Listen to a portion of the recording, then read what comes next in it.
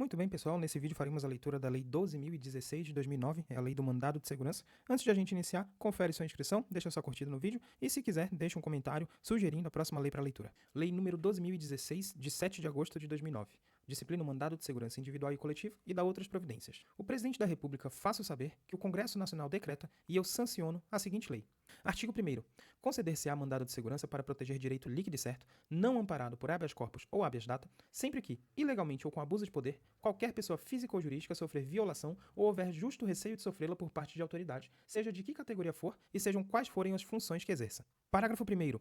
Equiparam-se às autoridades, para os efeitos desta lei, os representantes ou órgãos de partidos políticos e os administradores de entidades autárquicas, bem como os dirigentes de pessoas jurídicas ou as pessoas naturais no exercício de atribuições de poder público, somente no que disser respeito a essas atribuições. Parágrafo 2º. Não cabe mandado de segurança contra os atos de gestão comercial praticados pelos administradores de empresas públicas, de sociedades de economia mista e de concessionárias de serviço público. Parágrafo 3º. Quando o direito ameaçado ou violado couber a várias pessoas, qualquer delas poderá requerer o mandado de segurança. Artigo 2º. Considerar-se-á federal a autoridade coatora se as consequências de ordem patrimonial do ato contra o qual se requer o mandado houverem de ser suportadas pela União ou entidade por ela controlada. Artigo 3º. O titular de direito líquido e certo decorrente de direito, em condições idênticas de terceiro, poderá impetrar mandado de segurança a favor do direito originário se o seu titular não o fizer no prazo de 30 dias, quando notificado judicialmente. Parágrafo único. O exercício do direito previsto no caput deste artigo submete-se ao prazo fixado no artigo 23 desta lei, contado da notificação. Artigo 4º. Em caso de urgência, é permitido, observados os requisitos legais, impetrar mandado de segurança por telegrama, radiograma, fax ou outro meio eletrônico de autenticidade comprovada. Parágrafo 1º. Poderá o juiz, em caso de urgência, notificar a autoridade por telegrama, radiograma ou outro meio que assegure a autenticidade do documento e imediata ciência pela autoridade. Parágrafo 2º. O texto original da petição deverá ser apresentado nos 5 dias úteis seguintes. Parágrafo 3º. Para os fins deste artigo, em se tratando de documento eletrônico, serão observadas as regras da Infraestrutura de Chaves Públicas Brasileira, ICP Brasil. Artigo 5º. Não se concederá mandado de segurança quando se tratar, inciso 1, de ato do qual caiba recurso administrativo com efeito suspensivo, independentemente de caução. Inciso 2, de decisão judicial da qual caiba recurso com efeito suspensivo. Inciso 3, de decisão judicial transitada em julgado. Parágrafo único. Vetado. Artigo 6º. A petição inicial, que deverá preencher os requisitos estabelecidos pela lei processual, será apresentada em 2 vias, com os documentos que instruírem a primeira reproduzidos na segunda e indicará, além da autoridade coatora, a pessoa jurídica que esta integra, à qual se acha vinculada ou da qual exerce atribuições. Parágrafo 1º. No caso em que o documento necessário à prova do alegado se ache em repartição ou estabelecimento público ou em poder de autoridade que se recuse a fornecê-lo por certidão ou de terceiro, o juiz ordenará preliminarmente, por ofício, a exibição desse documento em original ou em cópia autenticada e marcará, para o cumprimento da ordem, o prazo de 10 dias. O escrivão extrairá cópias do documento para juntá-las à segunda via da petição. Parágrafo 2º. Se a autoridade que tiver procedido dessa maneira for a própria coatora, a ordem far-se-á no próprio instrumento da notificação. Parágrafo 3º. Considera-se a autoridade coatora aquela que tenha praticado o ato impugnado ou da qual emane a ordem para sua prática. Parágrafo 4º. Vetado. Parágrafo 5º. Denega-se o mandado de segurança nos casos previstos pelo artigo 267 da Lei 5.869 de 1973, o antigo Código de Processo Civil. Parágrafo 6º. O pedido de mandado de segurança poderá ser renovado dentro do prazo decadencial se a decisão denegatória não lhe houver apreciado mérito. Artigo 7º. Ao despachar a inicial, o juiz ordenará, inciso 1, que se notifique o coator do conteúdo da petição inicial, enviando-lhe a segunda via apresentada com as cópias dos documentos, a fim de que, no prazo de 10 dias, preste as informações. Inciso 2. Que se dê ciência do feito ao órgão de representação judicial da pessoa jurídica interessada, enviando-lhe cópia da inicial sem documentos para que, querendo, ingresse no feito. Inciso 3. Que se suspenda o ato que deu motivo ao pedido, quando houver fundamento relevante e do ato impugnado puder resultar ineficácia da medida, caso seja finalmente deferida, sendo facultado exigido impetrante caução, fiança ou depósito, com o objetivo de assegurar o ressarcimento à pessoa jurídica. Parágrafo 1º. Da decisão do juiz de primeiro grau que conceder ou denegar a liminar, caberá agravo de instrumento observado o disposto na Lei 5.869 de 1973. Parágrafo 2º. Não será concedida a medida liminar que tenha por objeto a compensação de créditos tributários, a entrega de mercadorias e bens provenientes do exterior, a reclassificação ou equiparação de servidores públicos e a concessão de aumento ou a extensão de vantagens ou pagamento de qualquer natureza. Parágrafo 3º. Os efeitos da medida liminar, salvo se revogada ou cassada, persistirão até a prolação da sentença. Parágrafo 4º. Deferida a medida liminar, o processo terá prioridade para julgamento. Parágrafo 5º. As vedações relacionadas com a concessão de liminares previstas neste artigo se estendem à tutela antecipada que se referem aos artigos 273 e 461 da Lei 5.869 de 73. Artigo 8º. Será decretada a perempção ou caducidade da medida liminar ex officio ou a requerimento do Ministério Público quando, concedida a medida, o impetrante criar obstáculo ao normal andamento do processo ou deixar de promover, por mais de 3 dias úteis, os atos e as diligências que lhe cumprirem. Artigo 9º. As autoridades administrativas, no prazo de 48 horas da notificação da medida liminar, remeterão ao Ministério ou órgão a que se acham subordinadas e ao Advogado-Geral da União ou a quem tiver a representação judicial da União, do Estado, do município ou da entidade apontada como coatora, cópia autenticada do mandado notificatório, assim como indicações e elementos outros necessários às providências a serem tomadas para a eventual suspensão da medida e defesa do ato apontado como ilegal ou abusivo de poder. Artigo 10.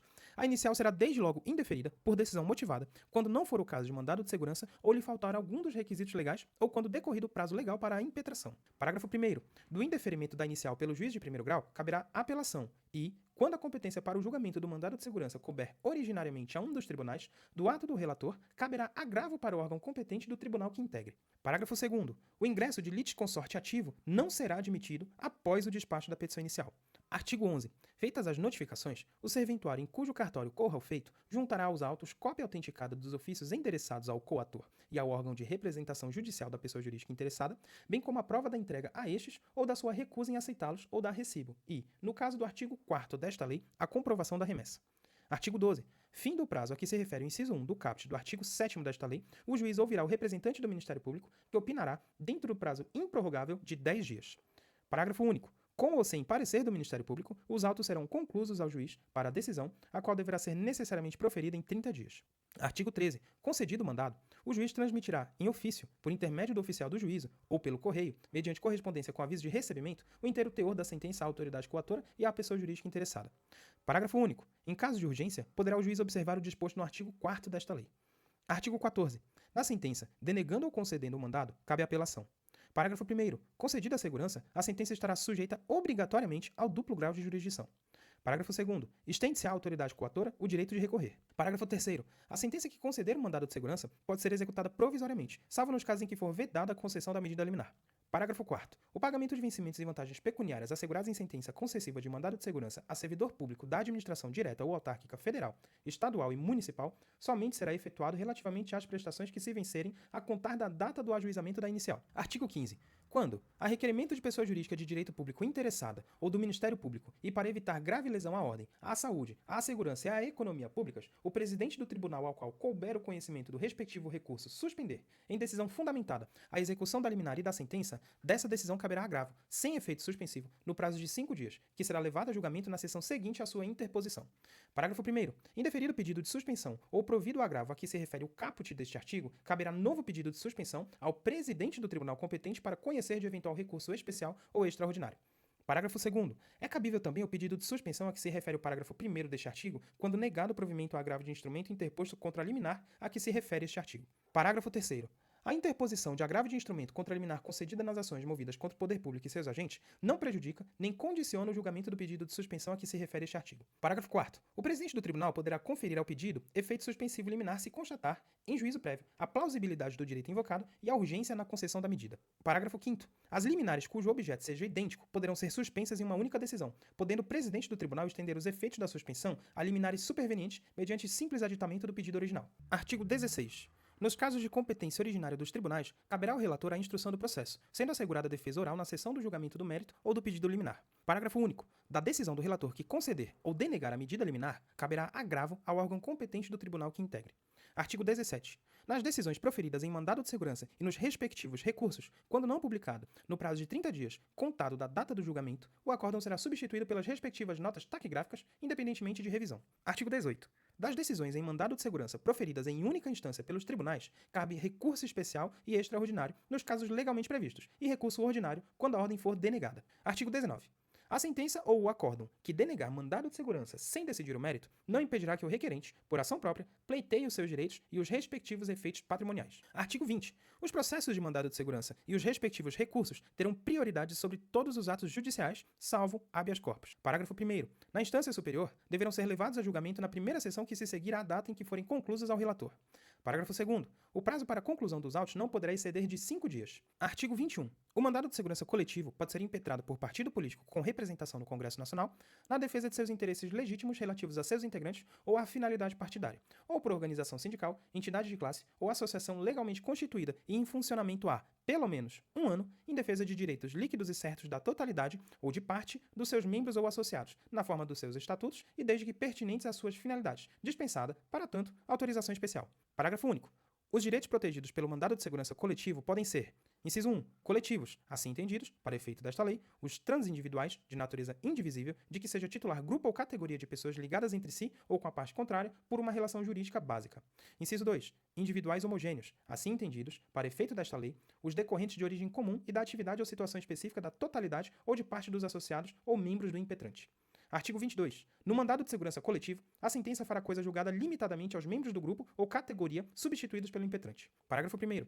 O mandado de segurança coletivo não induz litispendência para as ações individuais, mas os efeitos da coisa julgada não beneficiarão o impetrante a título individual se não requerer a desistência de seu mandado de segurança no prazo de 30 dias a contar da ciência comprovada da impetração da segurança coletiva. Parágrafo 2º. No mandado de segurança coletivo, a liminar só poderá ser concedida após a audiência do representante judicial da pessoa jurídica de direito público, que deverá se pronunciar no prazo de 72 horas. Artigo 23. O direito de requerer mandado de segurança extinguir-se-á decorridos 120 dias, contados da ciência, pelo interessado, do ato impugnado. Artigo 24. Aplicam-se ao mandado de segurança os artigos 46 a 49 da Lei 5.869, de 1973. Artigo 25. Não cabem, no processo de mandado de segurança, a interposição de embargos infringentes e a condenação ao pagamento dos honorários advocatícios, sem prejuízo da aplicação de sanções no caso de litigância de má-fé. Artigo 26. Constitui crime de desobediência, nos termos do artigo 300 do Decreto-Lei 2.848, de 1940, o não cumprimento das decisões proferidas em mandado de segurança, sem prejuízo das sanções administrativas e da aplicação da Lei 1.079, de 1950, quando cabíveis. Artigo 27. Os regimentos dos tribunais e, no que couber, as leis de organização judiciária deverão ser adaptados às disposições desta lei no prazo de 180 dias, contado da sua publicação. Artigo 28. Esta lei entra em vigor na data de sua publicação. Artigo 29. Revogam-se as leis 1533 de 1951, 4166 de 1962, 4348 de 1966, o artigo 3º da Lei 6014 de 1973, o artigo 1º da Lei 6071 de 1974, o artigo 12 da Lei 6978 de 1982 e o artigo 2º da Lei 9259 de 1996. Bom, pessoal, finalizamos a leitura da Lei de Mandado de Segurança. Se você nos acompanhou até o final, confira a sua inscrição, deixa a sua curtida e até o próximo vídeo.